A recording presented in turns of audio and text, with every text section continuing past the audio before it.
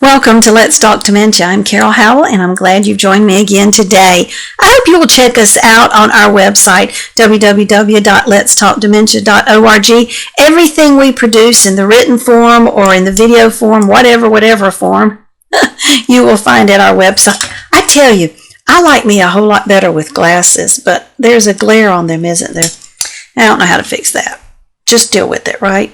I hope you'll write me also with any questions you might have, comments, observations, stories, a subject you would like covered, whatever. Just write me, Carol at letstalkdementia.org, and I'll write you back. If you include your phone number, I'll give you a call. Our Amazon best-selling books are also on our website and on Amazon. Let's Talk Dementia is hit #1 a bunch of times, so check it out. Well, today we're going to talk about caregiver's guilt, and boy, it is very real. Some of our caregivers seem to fly through with less or fewer problems than others, but guilt, oh my word. Now, what does guilt do for us? Well, sometimes guilt might push us to be better. It might help us to see areas that we need to improve. But there's not a lot of things guilt does for us. Guilt will eat you up. It'll make your belly hurt and your head hurt and zap you of energy and cause you to lose friends because nobody wants to hang around you. It can cause depression and anxiety, and your blood pressure can go up. Bad scene. Caregiver guilt. So what do we need to do about it? Well, we need to realize that caregiving's not easy.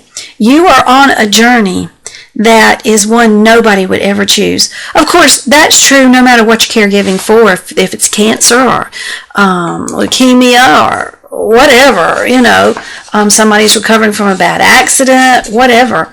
Dementia is just one of those caregiving journeys, but it's not easy. Caregiving is not easy.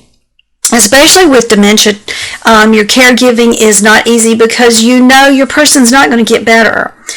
And you may try to help them understand things, but they can't. And that's not going to improve. So recognize that. And that's not a newsflash for us, is it? We all knew that the caregiving was hard. But recognizing it, saying out loud that what I'm doing is hard work and I'm doing the best I can. Caregiving brings a lot of emotions like sadness. There are days you just feel sad. You feel like that your life has been taken over by this disease and by this caregiving journey, and you're sad about it. You feel pain and discomfort and stress, as I said, because of the guilt and what it's doing to your body. You feel a loss of that person who you're caregiving for, a loss of who they used to be, a loss of the person that you used to be, a loss of what you thought life would be. Our personality has a great deal to do with how we handle guilt. I am a type A personality. When there's a job that needs to be done, that's fine. You tell me today, it should have been done yesterday. That's just the way I am. Get the job done. But caregiving is sort of not like that. It's constantly changing. You can't seem to get ahead of it. You might be the most organized individual, that type A, or a type D in the DISC survey, that's going to just be on top of it. You made straight A's all the way through school, and here you are finding out you're behind in day-to-day tasks, things you always kept done because you are so busy caregiving. It's very real. We cannot always predict what's going to happen or when it's going to happen, and the unknowns of life can bring about guilt, as if we needed something else. The unknowns, the not knowing, and the feeling that you should know and that you should be able to do something about it. But the thing is, that's not your calling. You feel like you should have been more prepared. You should have been more proactive. You can do what you can do, and that's all you can do. And God put us on this earth to do certain things. He didn't call us to know everything and to predict everything. And if you knew everything that was going to happen in the future, you'd be a miserable human being. So He gives us day to day what we need for that day. Seeing our loved ones sad or confused can bring guilt into our world. We feel we should have an answer for all of their emotional needs. We should be able to help them feel better and help them through the stresses or the depression that they're dealing with. But again, that's not your job. There are things you can do, yes. You can make sure they're eating healthy and they're properly hydrated. They're going to the bathroom. They have interaction with others if on an antidepressant if they need it, or those kinds of things. But beyond that, dementia's going to do what it's going to do, and you can just affect it so in so many limited ways. You can only change so much of that journey. We are called to do everything we can do for our loved ones. This is for sure. And that's why I do this show and I do my podcast, is because I want you to be empowered. So as you go through this caregiving journey, you know you're doing everything you can. And when you get to the other side of it, you can look back and go, I did my best. It may not have ended up the way I wanted, or maybe it ended good, but getting there was difficult. But you know you did what you can do. And that's what you're called to do, is what you can do. God empowers us to do things we never thought we could do, but you find out you can. So sometimes that care may not be exactly what you would prefer for your loved one if it were a perfect world. But here is your news flash. This ain't no perfect world. No. You see, and God knows that. He knows that you're doing everything you can do. He knows the world's not perfect. Boy, doesn't he know that. So he's kind and compassionate towards us. And he expects us to offer that same love to our our loved ones, that we are kind and compassionate and forbearing, the fruits of the Spirit, and tenderness. Give them lots of love and lots of doses, large doses of that. It will come back to you.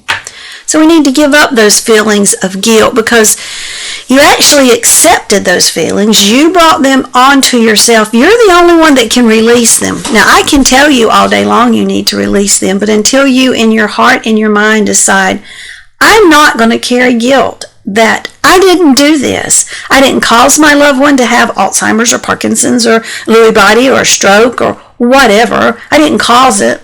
I can't fix it. I'm doing everything I can do.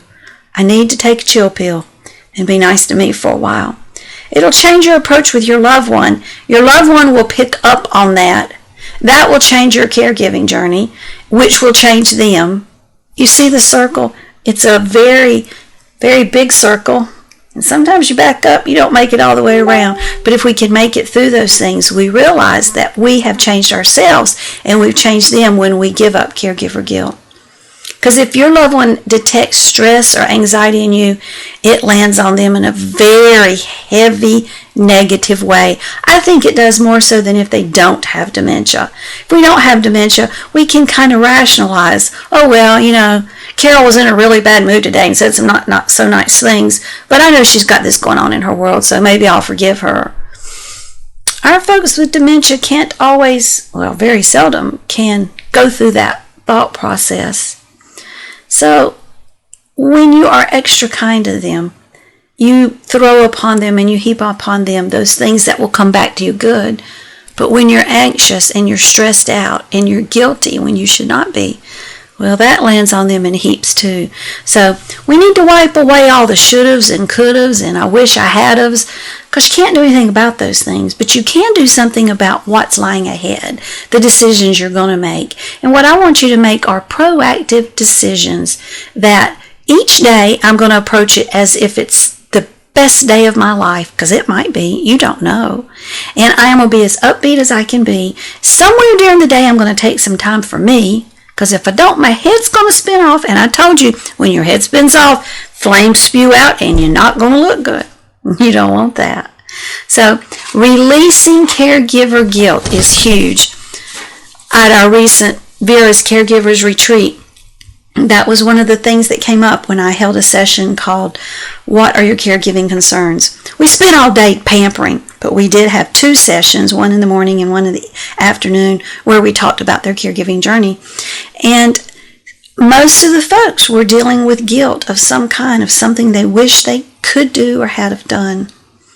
Got to let that junk go, y'all.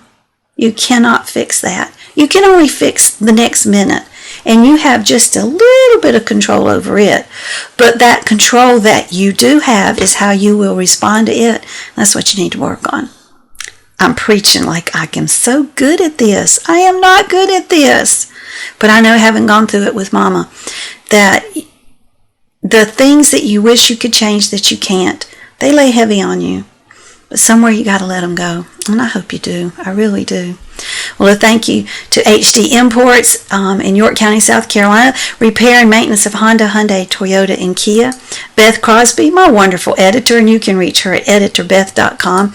And National Association of Veterans and Families, 800-352-2919. That's who you need to call to get benefits for the veteran and the spouse of the veteran. I tell you, I should have brushed my hair before I came on this show. It's looking a little bit, It's late in the day for me. I record this and it plays the next day. And sometimes by the time I get recorded, I sit here going, oh, Lord, the girl don't look so good. Sorry about that. But I hope you will let each of our sponsors know that you heard about it on Let's Talk Dementia. Well, let's see. Let me get a picture of my book again so you've got that in your brain.